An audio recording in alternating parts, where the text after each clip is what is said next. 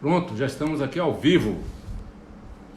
Quero desejar aí uma boa tarde a todos meus amigos, minhas amigas, que estamos iniciando aqui uma live super interessante, como eu havia dito logo no início. Uma live que vai falar das histórias de Jorge. Jorge é o modo carinhoso como os baianos chamam o nosso Jorge Amado. Aliás, é o jeito carinhoso de chamar Jorge Amado, mas também chamar São Jorge, né? Então, vamos falar aqui sobre Jorge.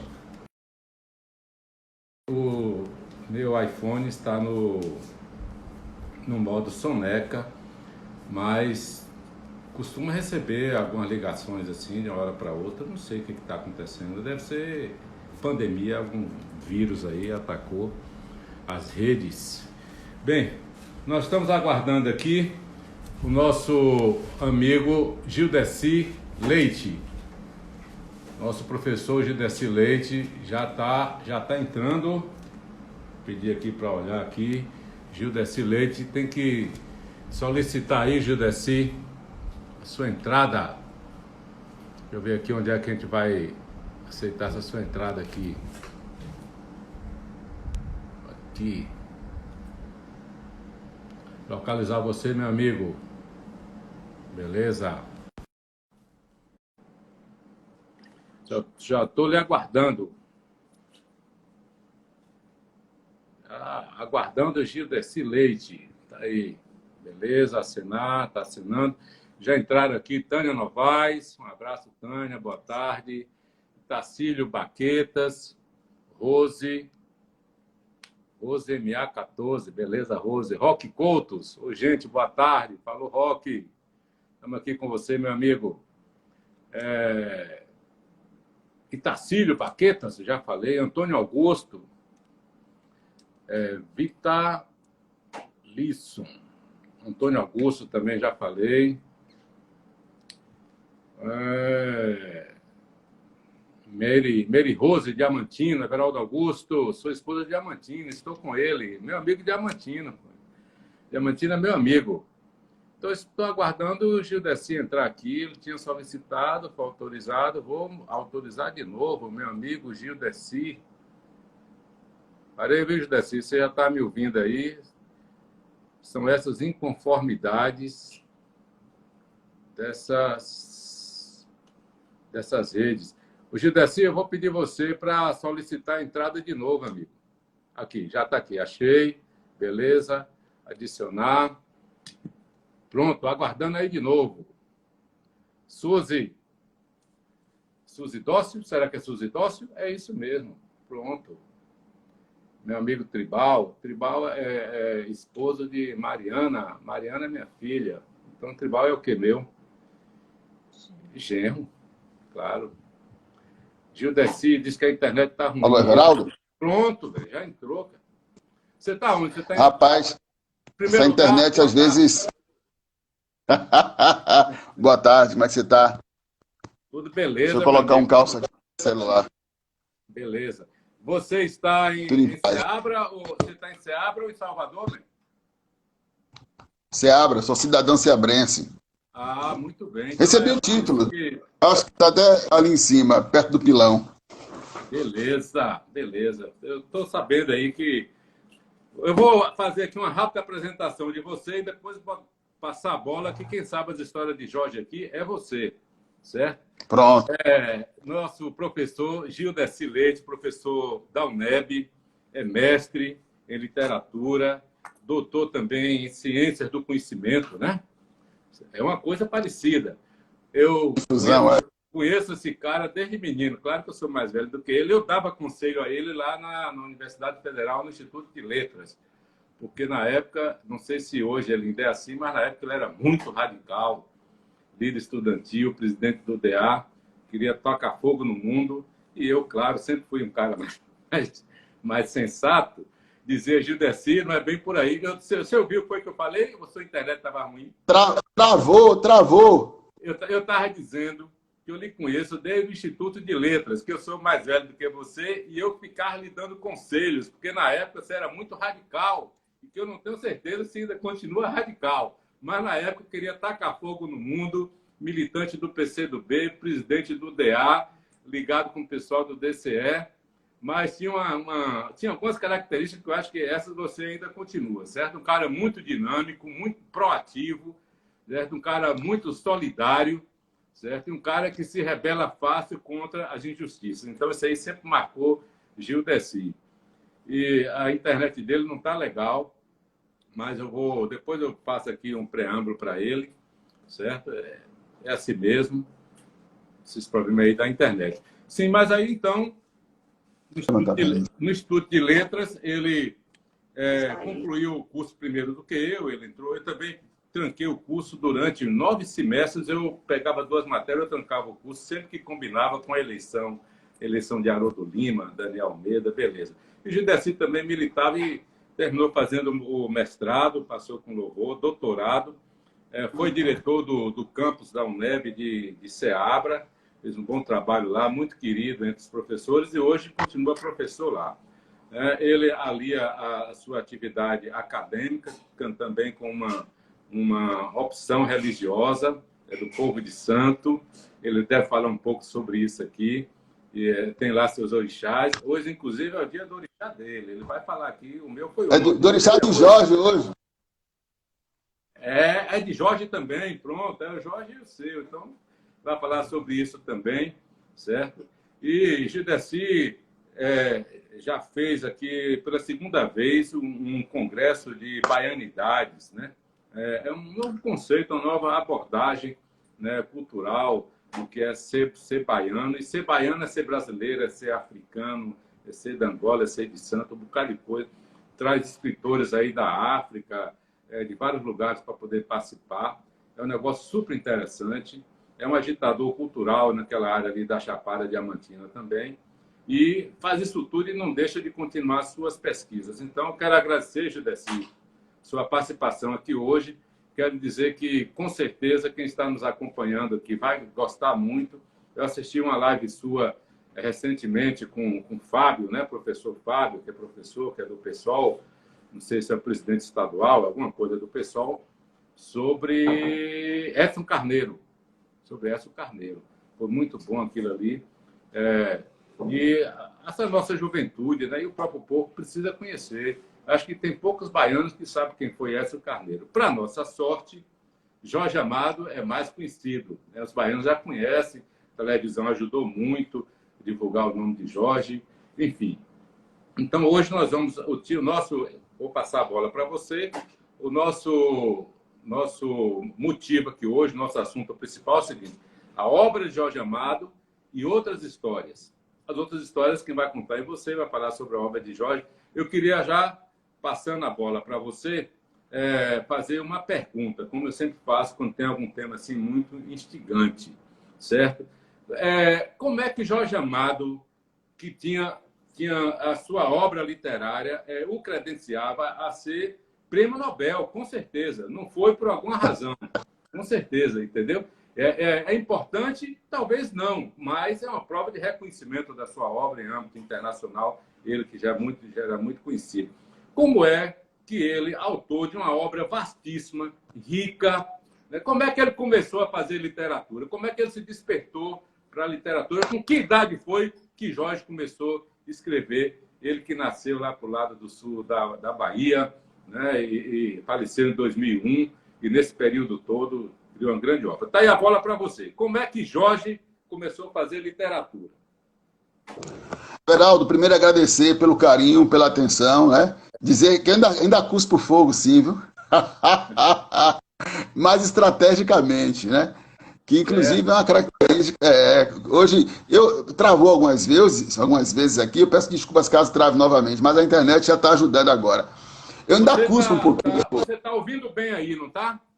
Estou te ouvindo bem. Vocês estão me ouvindo bem? Estou ouvindo bem, tranquilo. Estou te ouvindo bem. Então, qual é a questão? Eu ainda cuspo fogo um pouquinho, que inclusive é uma das características de meu orixá, Xangô. Xangô cospe fogo e Ansan joga o vento, a fulelé adeou, o vento nos ares, os ventos coroados, para que se faça a justiça. E já comentando e respondendo a você, Jorge Amado, ele começa muito cedo, com o País do Carnaval, não é? E há um problema muito sério com isso, porque muita gente ainda julga Jorge Amado por esse romance. Menino de 18 anos, rapaz. Tem problemas do ponto de vista da discussão étnico-racial ali, sim. Tem problemas do ponto de vista da percepção de brasilidade, mas é o primeiro romance de um rapaz de 18 anos. Eu estava falando sobre Edson Carneiro também, e aí mais ou menos 17 anos ele começa a publicar, e eu disse, eu tenho um filho de 16, vai fazer 17 anos. Será quantos rapazes entre 16 e 18 anos têm maturidade para escrever um romance, ainda que tenha problemas do ponto de vista da percepção de seu país? Então, eu acho que muita gente ainda julga Jorge Amado de forma equivocada a partir desse primeiro romance, que é um romance que nós temos que, de fato, nos debruçar para fazer algumas discussões. Mas toda a obra dele contradiz esse primeiro romance.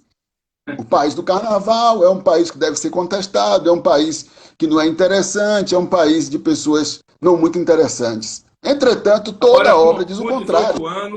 Com 18 anos, ele já morava em Salvador. Já morava em Salvador, sob a liberdade vigiada, né, do coronel João Amado, que tinha, entre essas pessoas que exerciam a liberdade vigiada, havia também o pai de Edson Carneiro. Eles eram amigos e irmãos, né? O velho Souza Carneiro, que tinha... Souza Carneiro era um homem que circulava muito bem, era ligado ao ceabrismo, era um maçom respeitado na cidade do Salvador, então circulava. Então havia essa liberdade vigiada, né? O coronel João Amado tinha informações. Quando eu tenho uns jornais aqui de 56 até 98, com entrevistas de Jorge Amado em língua portuguesa. E ele vai falando dessas coisas. Inclusive, tem uma problemática do Prêmio Nobel, já que você perguntou, eu vou dizer. Mas daqui a pouco eu falo da questão da problemática. Um jornalista português denuncia que houve uma armação. Colocaram no júri, eu já estou até sem concluir o anterior, colocaram no júri pessoas ligadas à Academia Brasileira de Letras, que não tinham simpatia da academia, indicadas pelo presidente na época, que tinham problemas políticos, ideológicos com Jorge Amado e pessoais, e eram amicíssimos da candidata, que não precisa citar o nome. Sim. Aí o que aconteceu? Os portugueses votaram em Jorge Amado e os brasileiros não votaram em Jorge Amado. Rapaz. Depois de longas discussões, um dos portugueses vota num terceiro nome, aí Jorge Amado perde. Tanto que, mesmo antes do resultado do prêmio, Jorge Amado tinha recebido cartas de alguns amigos, vem para cá, é você que vai ganhar, não tem outra. Então, aí um jornalista português faz um artigo bem circunstanciado, eu tenho a cópia dele aqui em casa, denunciando que houve uma armação para tirar Jorge Amado do páreo.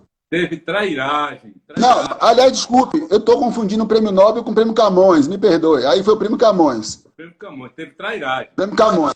Aí foi o Prêmio Camões, me perdoe. Aí foi o Prêmio Camões. Sobre o Prêmio Nobel, ele alega o seguinte, olha, tudo que eu falei foi sobre o Prêmio Camões. Uma live atrás da outra, a gente acaba esquecendo. Sobre o Prêmio Camões.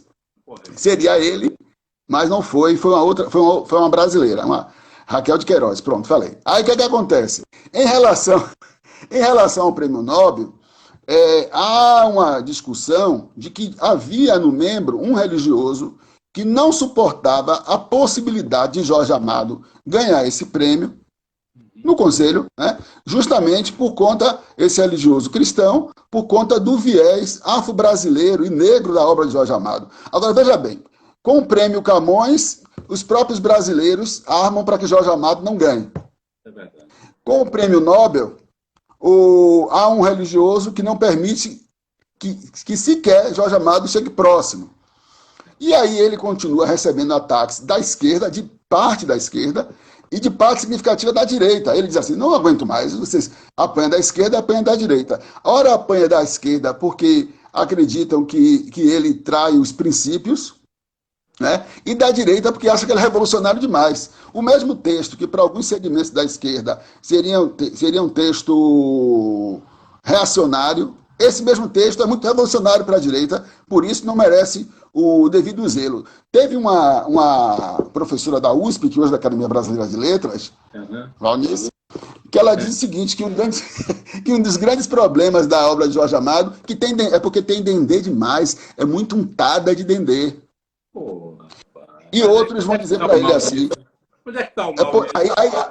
Mas ele recebe isso como um elogio, que ele sabia negociar bastante com as palavras. Ele recebe isso como um elogio. Aí o que é que acontece? Outros críticos dizem o seguinte, mas Jorge Amado é apenas um romance de prostitutas e vagabundos. Eles, um romancista de prostitutas e vagabundos, que maravilha! Eu não poderia receber elogio maior. Eu sou um romancista de prostitutas e vagabundos, mas é isso que eu quero. Porque, então, perceba, ele vai ser muito criticado por parte da crítica literária, desconstruído por parte da crítica literária, por esse viés popular.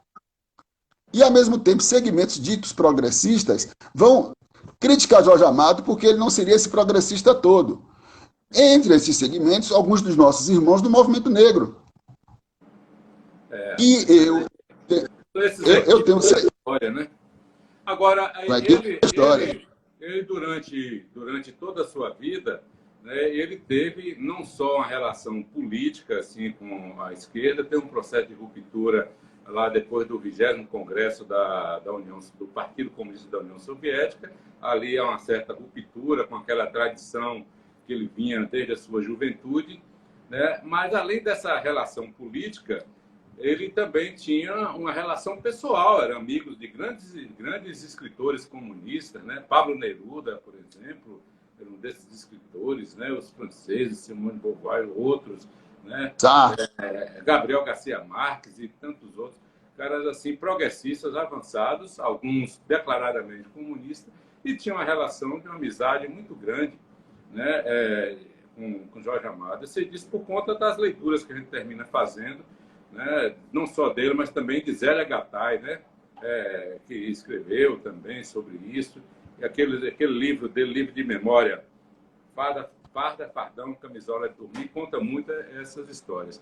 Mas aí, o que ele fez? O seu primeiro livro foi País do Carnaval, né? E onde é que ele chega? Em Capitães da Areia. Eu acho o seguinte... Capitães da Areia é tido como... Não sei se a obra dele, assim... mais substancial, mais baiana, mais forte... Mas é um marco, porque um marco durante a sua vida, a sua obra, não é isso? De País do Cacau até Capitães da Areia. Como é que foi essa trajetória? Era um militante, rapaz das ruas da Bahia, de festa, cabaré e aquela coisa toda? Vamos começar com as amizades. Aí eu vou chegar aí também. É preciso reconhecer que ele também tinha amizades com algumas pessoas do campo não progressista. É o exemplo de Antônio Carlos Magalhães. Eles trabalharam juntos. E Jorge Amado vai dizer o seguinte, que a amizade é o sal da vida. Olha aí. A amizade é o sal da vida. E no momento em que ele volta do exílio, quem dá a mão a ele é o velho Antônio Carlos Magalhães. Então, como é que ele não vai reconhecer essa relação? Como é que ele não vai reconhecer essa mão e esse afeto? Você tem uma entrevista de Jorge Amado que ele fala mais ou menos assim, já na redemocratização, ele fala que ele é contra o voto vinculado. Não sei se você lembra do voto vinculado. Sei. Ele é contra o voto vinculado. Ele diz assim, porque, por exemplo, eu, se estivesse na Bahia, votaria, e fala de um deputado da esquerda, não me lembro quem foi, e se for candidato para governador, eu voto em ACM. Não é? Aí ele, pelo menos, ele não esconde isso. Isso é um fato. Em relação a esses grandes marcos, romances, você tem a saga do Cacau, que evidentemente, que todos nós sabemos que a saga do Cacau é uma relação com a infância de Jorge Amado com a juventude. Inclusive, que gera alguns problemas, porque os inimigos da família de Jorge Amado geralmente são protagonizados, são retratados como cornos, né?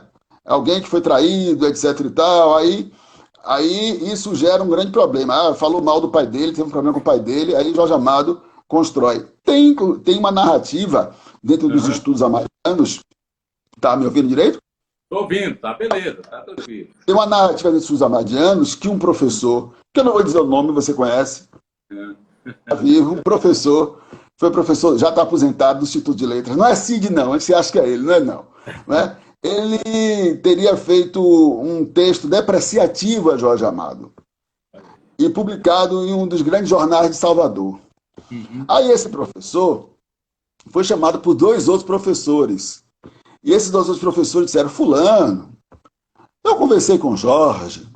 Jorge não tem nada contra você. E o cara ficou irredutível. Aí lá pela estante, olha, se você continuar assim, ele vai te botar como couro no romance. Diga logo o nome desse professor aí. Não, não, não, não, ele está aposentado já. Você está doido? Aí o que acontece? O cara resolveu parar de criticar. Jorge Amado, ao invés de botar ele como couro no romance, fez um artigo e publicou apreciativo para esse professor, aí o professor também ficou mais amaciado, né? Ficou mais amaciado. Sim, aí nós falamos um pouco. Pode dizer, como? Não, ficou tudo beleza, tudo bem. Ficou tudo beleza. Agora, é o valor da amizade para ele, né? Para ele, ele queria conquistar amigos. Então, mesmo esse professor que tinha críticas um tanto quanto desnecessárias para com Jorge Amado, e ele publicava em um grande jornal de Salvador, ele acabou sendo conquistado por Jorge. Sobre essas questões dos romances amadianos, eu gosto de destacar um deles, eu vou chegar lá nos que você falou, que pouca gente fala, que é Seara Vermelha, que está lá dedicado ao João Amazonas, né? Está lá dedicado a João Amazonas. Beleza. Que e entre outras coisas, é onde o sertão aparece em Jorge Amado. Esse sertão que lembra Graciliano Ramos, né? Que lembra Euclides da Cunha. Só que a diferença, eu vou chegar onde você quer, a diferença ali é que há algumas possibilidades de libertação do povo do sertão. Messianismo, cangaceirismo, Estado ou partido. Qual é a possibilidade? A possibilidade apontada pelo Jorge Amado por um sapateiro, inclusive, um sapateiro que, no final, que todos são filhos da matriarca Jucundina, ele traz essas mulheres fortes do sertão, né? Que as mulheres de Jorge Amado não são depreciadas, como se diz, é preciso ter uma leitura mais aprofundada. Aí você tem a relação com o mar, que é claro que você pode fazer associação com Caíme, Mar Morto e outros romances, e o romance de Jorge Amado, que ele mesmo diz que mais gosta, durante muito tempo foi Mar Morto. Você vai pegar várias entrevistas que ele vai falar da preferência dele por Mar Morto, mas depois, Mar Morto, inclusive... só um minutinho. Se você ver eu virar o rosto para aqui, é porque eu estou acompanhando aqui também as mensagens aqui por um tablet. Fique tranquilo. Mas eu estou lhe ouvindo. Eu só queria ver se eu tenho aqui algumas capas desses livros que você está falando aqui para botar aqui. Achei Jubiabá, a Tereza Batista, Tenda dos Milagres. Bote Tenda dos Milagres, que é o preferido dele. Vou chegar lá agora. O País do Carnaval. Não tem esse que você está falando, não tem. Mas é Tenda, mas o preferido dele é Tenda. Eu vou chegar lá. Aí Jubiabá. Pronto, Jubiabá daqui a pouco a gente discute. Aí o que acontece? Aí quando você vai pegar aquele livro, Conversando com Jorge Amado, de Alice Railá, e várias outras entrevistas que eu tenho, essas décadas de entrevistas dadas por Jorge, ele diz que Tenda dos Milagres é o seu romance preferido, entre outras coisas, traduzindo para a nossa maneira aqui de falar, mais rapidamente, porque é a proposta de nacionalidade que ele apresenta. E dos romances de Jorge Amado é também o que eu mais gosto. Ele e Dona Flor, né? Dona Flor pela carnavalização, pelo sim, pelo não e pelo talvez ali juntos, mas para cima de Tenda dos Milagres é um romance de uma elaboração tão rica que tem gente que infelizmente não consegue acompanhar e acaba fazendo algumas declarações injustas ao romance. Rapaz, vamos começar por Pedro. Quem é Pedro? Pedro é a pedra fundamental da Igreja Católica. Quem é arcanjo? São os anjos que fazem o transporte. E esse cara que tem o nome de pedra fundamental, portanto, primeiro, que também, que tem um sobrenome que faz o transporte, é filho de Exu. E qual é a função de Exu? Exu é o primeiro orixá a ser cultuado. Veja bem, o negócio é muito bem construído. Exu é o primeiro orixá a ser cultuado e é também o mensageiro, assim como os arcanjos. Os arcanjos não são aqueles que têm a possibilidade de fazer a relação entre o mundo espiritual e o mundo terreno? Quem é que faz isso na mitologia Nagô? É Exu. É Exu. Pedro Arcanjo é filho de Exu. E tem muita. E aí, o que eu sinto muito, Everaldo, é que as pessoas, inclusive alguns irmãos vão atacar Jorge Amado, não precisam ver qual é a dificuldade que a gente tem hoje de trabalhar textos de Jorge Amado com pessoas que sofrem mentalmente de intolerância religiosa. Eu tenho que ter a seguinte observação: se segmentos reacionários não permitem que textos de Jorge Amado sejam trabalhados ou não querem permitir, há algo de valor nele do ponto de vista revolucionário, que é você trazer uma outra possibilidade de leitura de mundo que não seja aquela imposta somente pelo mundo judaico-cristão. Agora, por que Jorge gostava tanto de Tenda dos Milagres? Ele chegou a falar, assim, as razões? Várias vezes. Várias. Eu tenho várias entrevistas dele, inclusive essa com Alice Hailá, que eu falei, conversando com Jorge Amado. Ele gosta pelo seguinte, porque ali é a proposta de identidade nacional. É a proposta dele de identidade nacional.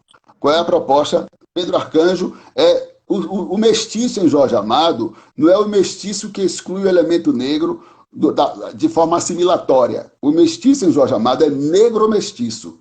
Apesar dele declarar várias vezes a sua admiração por Gilberto Freire, que fez uma articulação com ele fez uma articulação com Gilberto Freire, quando foi deputado constituinte, para aprovar a lei de liberdade ao culto, de liberdade religiosa. Não é? Apesar disso, o pensamento de Jorge Amado não é aquele pensamento de Gilberto Freire de saudosismo. Você está falando aí daquela época de 45, na Constituinte de 45, que Jorge Amado foi eleito deputado pela Bahia, não sei, foi pela Bahia?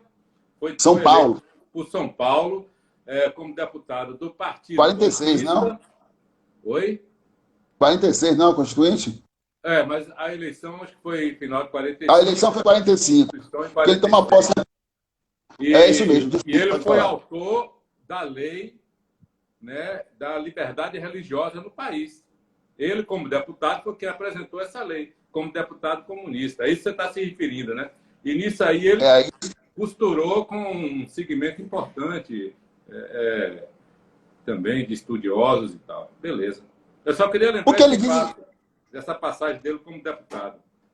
Pode lembrar, porque ele fala o seguinte: não tinha como articular somente com o Partido Comunista, que era minoria no Congresso. Não é? Imagine se nós, os progressistas, conseguiríamos de fato aprovar tudo no Congresso Nacional, só conversando com nós mesmos.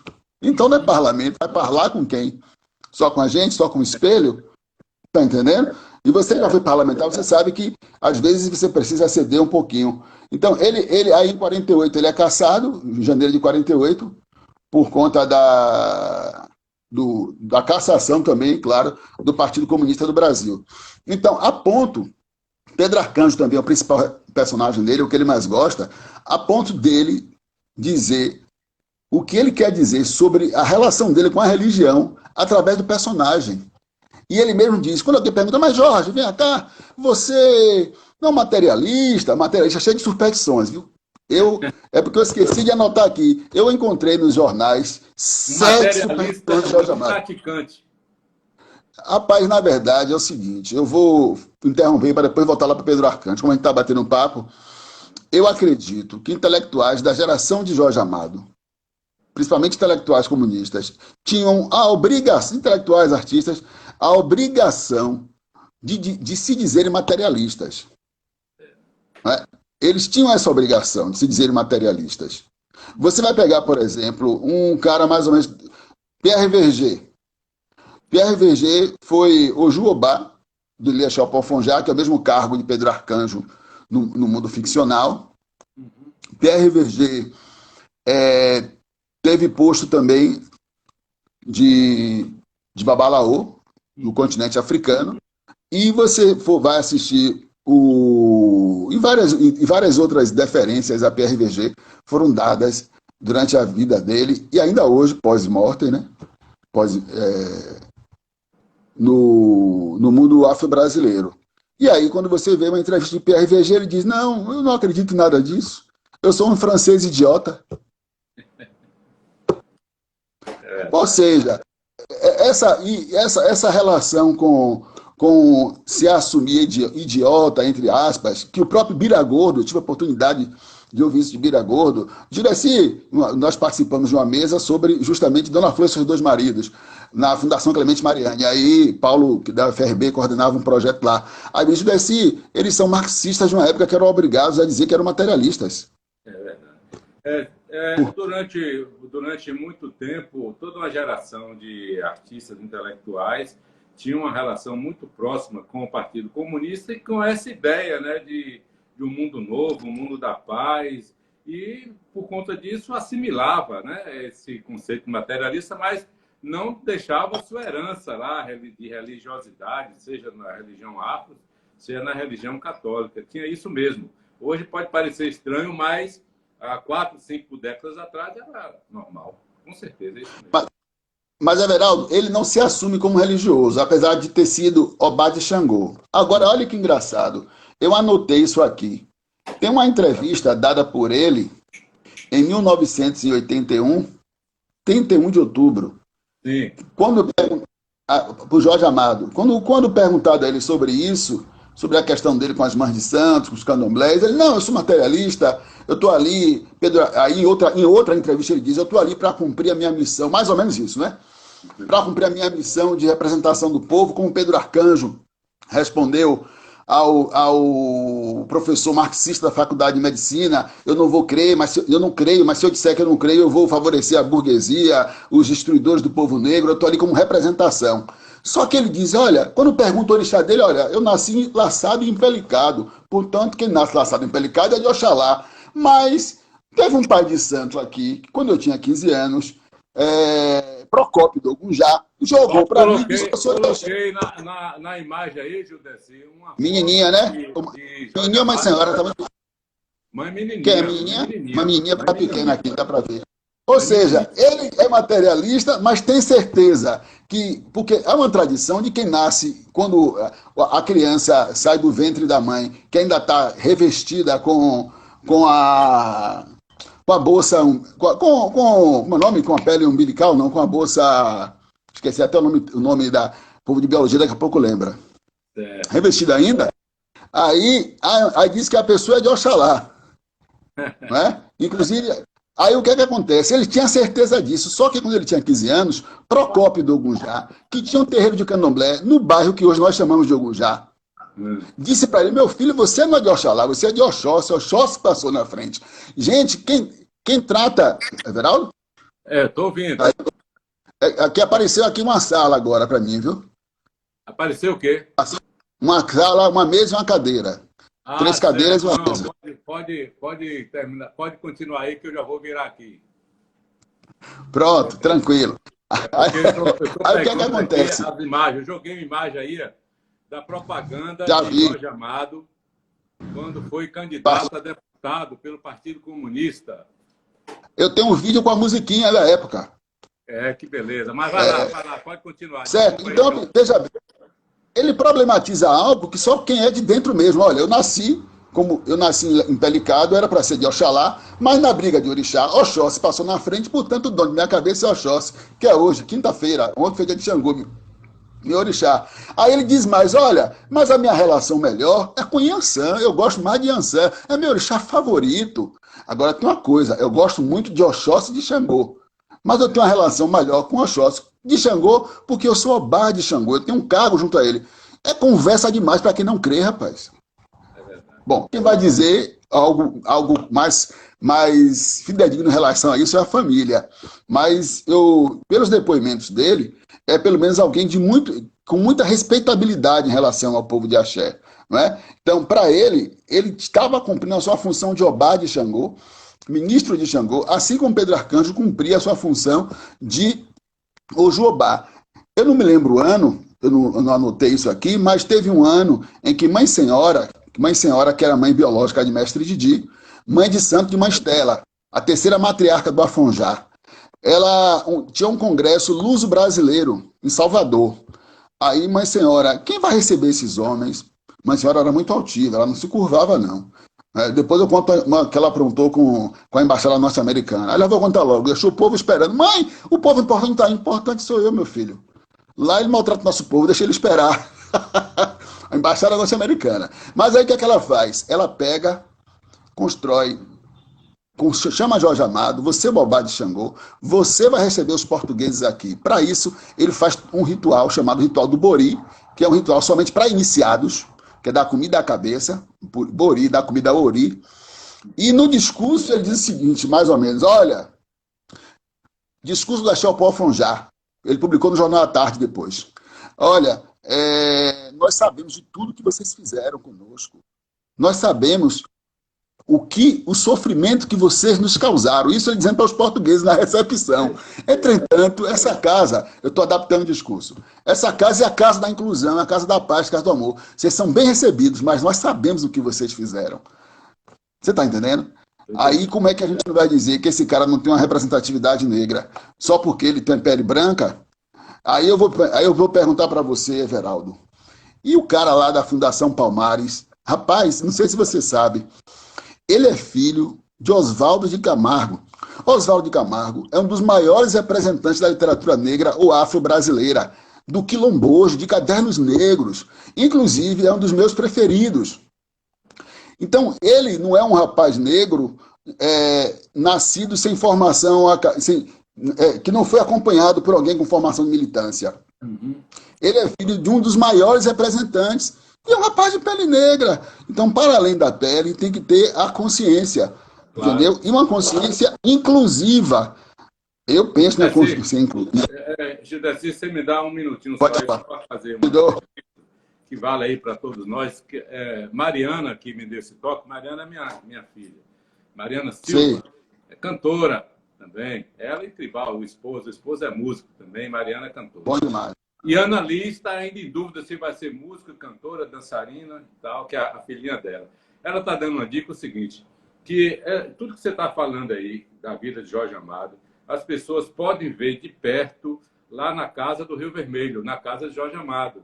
A casa onde Jorge Amado morou, na Bahia, né, durante toda a sua vida, e que se transformou num museu. E essa presença religiosa que você fala, da religião afro, está lá na casa. Está no jardim, está nos bancos, está no quarto, está em tudo quanto é lugar. E é um negócio muito bonito, de arte, tem esculturas e assim por diante. A parte política também de Jorge, como militante do Partido Comunista, certo? As amizades dele pelo mundo afora. Então, quando passar a pandemia, quem está me assistindo aí nessa live, o professor Gildeci, que inclusive, Gildeci, você deve estar vendo aí, muita gente elogiando aí a sua exposição. Teve aqui Túlio Nepomuceno, que live maravilhosa, professor Gildeci. Já pode programar a terceira edição do Sim Baianidade. Aqui falando. Sueli também, nossa educadora, Silvio Pinheiro, Flor de Vênus, um bocado de gente, Calila Pinto, que é uma agitadora cultural, mas o que eu ia dizendo. Depois eu leio o nome dos demais que estão entrando aqui, deixando recado. Mas está aí a dica, a Casa do Rio Vermelho. A Casa do Rio Vermelho chega a ser um personagem, né, na obra de Jorge Amado e na obra também de Zélia Gattai. Né? Então, vocês vão lá, dia de quarta-feira, é de graça, pelo menos antes da pandemia era de graça, deve continuar assim. Então, passando a pandemia, é ali no Rio Vermelho, pega o endereço na internet e vai lá conferir de perto o que o professor Gildeci está falando. Mas vamos lá, ele está fazendo um percurso aí pela obra de Jorge, falando de algumas obras. Quero que ele fale um pouco aí sobre Capitães de Areia, que está muito atual, continua muito atual nas ruas da Bahia, certo? Mas queria só pedir a ele para fazer esse registro. Depois eu leio aqui o nome dos demais que estão participando. Jogador, meu amigo, tá 10, viu? Deixa eu anotar aqui, Capitães da Areia, senão eu acabo esquecendo novamente. Deixa eu te falar uma coisa. Já que você falou da Fundação Casa Jorge Amado, aquela escultura de Exu ali não é só uma escultura, é um assentamento de fato de Exu, com todos os rituais do candomblé. Isso na casa de Jorge, lá no Pelourinho. Lá no Pelourinho, na Fundação, lá no Pelourinho. Tem uma escultura de Exu, tem todo o fundamento dado. Uma vez, em conversa com Miriam Fraga, ela chegou a publicar isso, mas eu não li. Conversando com ela, ela disse o seguinte, que acho que foi alguém do IFAM, Chamou ela, não, tem que tirar aquela escultura ali da frente, que esse negócio está desconexo com a arquitetura. Aí ela respondeu para essa pessoa, o senhor manda um pedreiro daqui, que na Bahia ninguém vai querer tirar. E acabou ficando. Tanto que eu me lembro que na primeira Flipelô, foi 2017 ou 2016, nem me lembro mais. Na primeira Flipelô, foi feita a devida oferenda a Exu. Ali. Ali, de fato, tem um assentamento de Exu, com todo o fundamento. Né? Exu é o orixá da comunicação, é um dos patronos do conhecimento. Você vê que ele tem 3 personagens, 2 explicitamente filhos de Exu, 2 ele denomina como filhos de Exu, Vadinho e Pedro Arcanjo, e o terceiro está na cara que é Quincas Berro d'Água. Eu acabei, inclusive, de escrever um artigo sobre Quincas Berro d'Água. Né?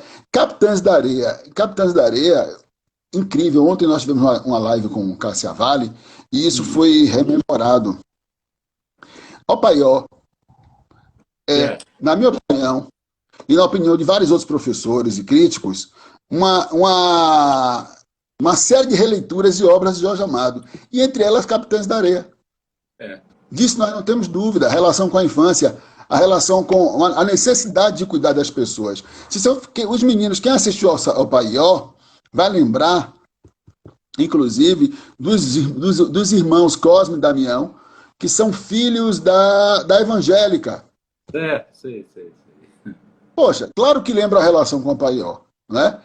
Claro que lembra a relação com Capitães da Areia. Então, eu não acho só Capitães da Areia muito atual, não, viu, Everaldo? Eu acho, assim, boa parte, eu acho toda a obra de Jorge Amado muito atual, e algumas ainda perambulam ali no Pelourinho. Várias delas. Você vai pegar, e você, a própria a arte audiovisual aproveita isso. Ontem nós comentávamos, por exemplo, Rock de Opaió, que é feito por Lázaro Ramos. É a junção de Lídio Corró e Pedro Arcanjo. Veja quem é Rock. Rock é um homem negro que não tem formação em nível superior na faculdade e que de vez em quando recita um poema de Pessoa ou de Bandeira, né? E quem é esse homem que não fez curso superior e tem esse homem negro e tem essa formação intelectual, inclusive vira um intelectual do povo? Pedro Arcanjo. Por outro lado, o Rock também mexe com a série de artefatos na oficina. Quem é esse homem que constrói tudo isso? É Lídio Corró. E qual é a relação disso com a mitologia afro-brasileira? Exu, que é o patrono do conhecimento, senhor dos caminhos, que é irmão de Ogum. Lídio Corró é de Ogum, Pedro Arcanjo é de Exu. E Ogum é o patrono da tecnologia. Lídio Corró trabalha com a tipografia, que também é tecnologia. Né? Você pode pegar a própria relação por exemplo, de Seara Vermelha, que é um romance do sertão baiano, é também muito atual. Poxa, você tem as famílias que... Quais são as opções que dão para a nossa juventude? Eu até queria que fosse... Eu não queria, não, mas não é nem isso. Não é que eu queira isso, mas o cangaceirismo, vamos comparar ele ao crime, que é diferente, não vou fazer essa comparação, porque é totalmente diferente, tem as suas observações, dão uma opção para a gente, para a nossa juventude, as armas através do Estado, fazendo arminha e servindo a um determinado indivíduo, ou ao messianismo, que também aliena. Aí nós damos a quarta opção, que é a formação política. E qual é a opção que tem sido mais oprimida ainda? A opção da formação política. Né? Não vamos comparar o cangaceirismo ao crime de hoje. São coisas diferentes que dão outra profundidade de discussão, mas numa comparação chula dá para a gente fazer isso. Então, você tem até uma obra, principalmente uma obra que trata do sertão baiano, você vê muita atualidade. É uma obra inspirada numa outra época, mas que você vê. E quem são as pessoas que geralmente no sertão baiano... Eu te desci 30 segundinhos aí, rapidinho. Ele escreveu também uma outra obra sobre o sertão, que é o ABC de Castro Alves, né? Que, em parte, a história se passa no sertão, uma parte lá na região sudoeste da Bahia, Caetité, Brumado, Curralinho, que hoje é Castro Alves, e assim por diante, né? Mas, veja bem, nós temos ainda 13 minutos aqui, esse Instagram é fogo, a audiência está beleza, você está dando uma aula, o pessoal está Então vamos falar das mulheres. Não somente o conteúdo, mas também a imagem, a internet aí melhorou muito, acho que os Santos ajudaram, foi bom você falar dos Santos aí, que ajudaram. E antes de você terminar, eu queria só mostrar para você o seguinte, 3 obras raras de Jorge Amado, O Mundo da Paz, que ele faz um relato de uma viagem que ele fez aos países socialistas, né, a União Soviética, Tchecoslováquia e outro. O Cavaleiro da Esperança. O Cavaleiro da Esperança é sobre Luiz Carlos Prestes, foi o presidente do Partido Comunista durante muito tempo. E aqui também uma série de artigos, crônicas, A Hora da Guerra, que foi escrito durante o período da Segunda Guerra Mundial. Esses livros aqui, depois de 1964, durante a ditadura militar, dava cadeia não só para quem era o dono do livro, mas para a família toda. Ditadura não é brincadeira, não. Tá aqui, você sabe como é que uma amiga minha lia Jorge Amado? Mas, fala aí sobre as mulheres, que a gente tem mais 10 minutos aqui. Sabe como é que uma amiga minha lia Jorge Amado nessa época? Sim. Ela fez crochê, uma capa de crochê, que ela cobria na porta da rua, ela pegava o livro e botava na capa de crochê. Então, uma moça de classe média na porta da rua, de um bairro de classe média... 64, né? Isso depois de 64, né? Porque na época do Estado Novo, os livros de Jorge foram queimados, os romances que você falou aí, foram queimados em praça pública pela ditadura do Estado Novo. Bom, ela me disse que conseguiu guardar alguns, se é verdade, não sei. Mas olha, Everaldo, uma discussão que eu acho que a gente deve levar também em relação ao Jorge Amado é a questão das mulheres. Bom, eu não tenho leitura de discussão feminista. Não é isso que eu vou tratar aqui. Mas eu quero levar em consideração que, apesar de ter algumas críticas em relação ao trato de Jorge Amado às mulheres, um grupo feminista em Milão colocou o nome, se autodenominou Teresa Batista. Difícil, né? Porque o que é que a gente vai pensar aqui? Há uma relação, por exemplo, quem são as protagonistas negras em Jorge Amado? As que são, geralmente, tem as mulheres que são prostituídas, né? Só que ele traz uma justificativa de por que essas mulheres são prostituídas. Perceba. Vamos pensar aqui. Teresa Batista é uma cansada de guerra, vendida aos 13 anos. Está me ouvindo? Estou ouvindo, pode falar, estou ouvindo. Vendida aos 13 anos e que é obrigada à prostituição. Tieta é obrigada à prostituição. Aí você vai pegar personagens em Dona Flor, que não é a protagonista, mas que também, Andresa, ela é levada à prostituição. Então, as mulheres negras em Jorge Amado, quando aparecem como prostitutas, e é bom que isso seja dito, há uma justificativa de elas se transformarem em prostitutas, eu digo porque elas foram obrigadas a serem prostitutas. Vamos pensar no próprio Seara Vermelha, a família quer a liberação, uma das famílias quer a liberação, o passe para poder atravessar as margens de São Francisco. A filha cede para o médico que libera o atestado de saúde para o pai e os irmãos viajarem. E o pai, ingratamente, entrega a filha no prostíbulo. O que acontece é que não há essa justificativa de o porquê é prostituta quando são as francesas. Então, se a gente for observar, as prostitutas francesas já chegam aqui escoladas. O narrador não se preocupa em dizer o porquê virou prostituta.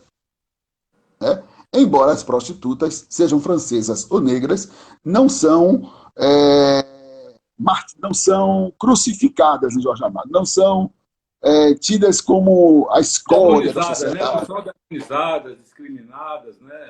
Não são discriminadas. Mas um fato que nós temos que registrar que as prostitutas negras, há uma justificativa de por que elas são prostitutas. Teresa Batista, inclusive, é uma revolucionária. Tereza Batista vai lutar contra a exploração imobiliária, porque querem transferir o prostíbulo de um espaço para outro da cidade de Salvador. Você está me ouvindo? Que a internet deu um giro aqui. Querem transferir o prostíbulo. De quando dá um soluçozinho aí, a gente foi elogiar a internet, ela agora está falhando, mas tá dando para ouvir legal, pode continuar. Querem transferir o prostíbulo de um lugar para o outro, lá, que não é muito interessante para elas. Aí Tereza faz a guerra do balaio fechado, a greve do balaio fechado. Mulher decente que fecha o balaio, tranque o chibio. Ou seja, não haveria função naquele período. E com a ajuda de Exu, Tereza Batista, né, consegue finalmente derrotar a máfia que havia entre as grandes empresas imobiliárias e a polícia da cidade do Salvador. Poxa, rapaz, qual é o grande gostoso de Jorge Amado? É a denúncia através do riso. Você está me entendendo? Estou entendendo. É a denúncia através do riso. Ele não vai... Ele fala isso, que tipo de trás do riso fácil tem sempre uma denúncia em Jorge Amado. Porque ele usa a estratégia do cinema, entre outras coisas, que é agradar de 8 a 80. Então, por uma aparente linguagem fácil, às vezes muito desabrida, agora, tem me diga uma coisa, professor Gil Deci, está falando muito bem aí da obra de Jorge Amado. Mandaram eu lhe perguntar aqui. Essas montagens de cinema, de teatro, foram fiéis à obra Dois Maridos, Tieta do Agreste e tantas outras obras que foram levadas para outra linguagem, né? Para o cinema principalmente. Elas foram fiéis, elas guardaram esse viés assim, de tratar o riso como uma crítica, você acha? Vou responder com as palavras, adaptando as palavras de Jorge Amado. Quando perguntaram ao Jorge Amado sobre tradução e adaptação, sobre tradução, ele dizia o seguinte, que as melhores traduções são aquelas nas línguas que ele não conhece. Porque ele acha que toda tradução é uma violência. E as adaptações não são fiéis. E tem uma adaptação, Comandante Dário e a sua esposa, na adaptação para o audiovisual, eles se transformam em um casal com a liberdade sexual do século XXI, de alguns casais mais libertários, né? Aí casais não tradicionais. A família do Comandante Dário, porque o Comandante Dário de fato existiu, foi inspirado num amigo dele, Jorge Amado fala. Veja, Jorge Amado morreu no século XX. No primeiro ano do século XXI, aliás. Primeiro ano do século XXI. Primeiro ano do século XXI. Mas por isso que eu estou fazendo esses exageros. Aí o que acontece? Aí, dizendo, mas Jorge, botaram meu pai lá com um homem que tem várias mulheres, meu pai só tinha minha mãe com um homem que tinha... com uma mulher que tinha vários homens, minha mãe não fazia isso com meu pai. Aí, Jorge, mas eu não posso fazer nada, foi adaptação. E eu vivo da minha escrita. Então ele preferia não assistir. 30 segundinhos aí, me desculpa eu interromper, que é o seguinte, olha, nós estamos aqui a 17h55. Pela norma, nós temos aí mais 5 minutos. Mas eu queria ver como é que está o seu tempo, porque se a live cair, e vai cair, depois de 1 hora ela cai, a gente retoma imediatamente para você ficar pelo menos mais uns 5 ou 10 minutos aí para concluir e você falar mais um pouco. Está muito gostoso aqui esse bate-papo, certo? E pelos elogios que está falando. Dá para a gente continuar mais uns 10 minutos? Dá sim. Agora aqui em Ceabra costuma cair energia elétrica às 18 alguma coisa. Quando voltar, se cair, você já sabe por quê. Acredite, velho. Todo dia é isso. Horas, caiu a live, você continua. A gente retorna. Eu vou acionar e você entra de novo. E aí as pessoas vão ficar mais uns 5 minutos, pelo menos, aí com a gente nesse bate-papo, tá ok? Desculpa aí mais uma vez. Pronto, vamos lá. Beleza, tranquilo. Vamos nessa. Então, sobre as adaptações. Não tem fidelidade às adaptações. Olha, eu vou te dar um exemplo de outra adaptação muito confusa. A última adaptação de Dona Flor e seus dois maridos. Tem um momento em que os amigos de Vadinho, no sepultamento de Vadinho, não, no sepultamento não, no casamento de Vadinho, sobem uns nas costas dos outros para ver Vadinho e Dona Flor fazendo sexo. essa questão, isso não tem. Eles eram amigos e irmãos, eles se respeitavam. O pessoal vai confundir o conceito da malandragem e até da vadiagem com a falta de respeito para o companheiro. Eles jamais fariam isso. Não é? Agora, o cara quis, quem fez a adaptação quis apimentar e colocou isso. Em Quincas Berro d'Água, há já um desejo dos amigos de Quincas por Quitéria do Olho Arregalado, que é a prostituta, que é a companheira de Quincas, a esposa não, a companheira de Quincas.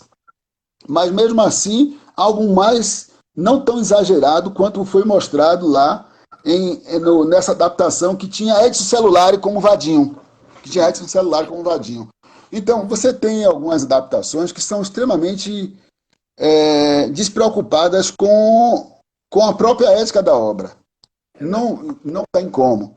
Tem muitas cenas que são complicadíssimas e que elas não correspondem. Por exemplo, o fato de Vadinho tá ali. Se vai cair já? Tá faltando 2 minutos, mas continua aí mais um minutozinho, aí a gente dá uma parada e volta logo em seguida. Certo. O fato de Vadinho morrer num carnaval, vestir saia, eu até botei isso nesse livro, ó. Já está domínio público. Está em domínio público. Domínio público não, está gratuitamente na internet. Qual é o título do livro? Jorge Amado, da Ancestralidade e a Representação dos Orixás. Dona Flor do professor Gildeci Leite. Então está aí na internet, vocês podem ler à vontade. Eu mando o link sem para pagar nada. Aproveitar a quarentena para ler sobre Jorge Amado. Pronto, exatamente. O fato de Vadinho, por exemplo, morrer no carnaval, morrer próximo ao meio-dia, morrer de saia, com uma mandioca amarrada embaixo da saia, que para algumas pessoas é o riso fácil, e é para rir mesmo, não é para chorar, porque ele não gostava de nada que ficasse triste, né? Falando do autor Jorge Amado, tem várias relações aqui com a mitologia afro-brasileira. Vamos lá, Vadinho. Primeiro que é Vadinho, vadiava. E o vadio é o andarilho também. Mas o vadio necessariamente não é só o irresponsável, mas o que rompe com determinadas regras sociais. Vadinho, filho de Exu, assim como Pedro Arcanjo. Daí essa relação do comentário com o órgão sexual masculino. A estrovenga de Vadinho, a estrovenga de Pedro Arcanjo. Por quê? Porque o símbolo de Exu é o pênis. No Brasil, nós adaptamos para o tridente, mas o símbolo de Exu é o pênis. Exu tem como símbolo o pênis, é o patrono da sexualidade e o responsável por encontrar o lugar adequado para a genitália feminina. O que foi? A genitália feminina. Quer falar uma coisa? Eu vou dar só uma pausazinha aqui para reiniciar e você entra de novo para a gente terminar o Pode ser, aí eu completo essas histórias de Dona Flor. Com certeza. Eu queria aproveitar, enquanto não cai de vez, registrar aqui as presenças, né, de Mar Rocha, Mariana Silva, minha filha, Nalva, Carol Vilas, um abraço, Carol, Joilson Carolino, Clarinha, Buda Olodum, meu amigo, né?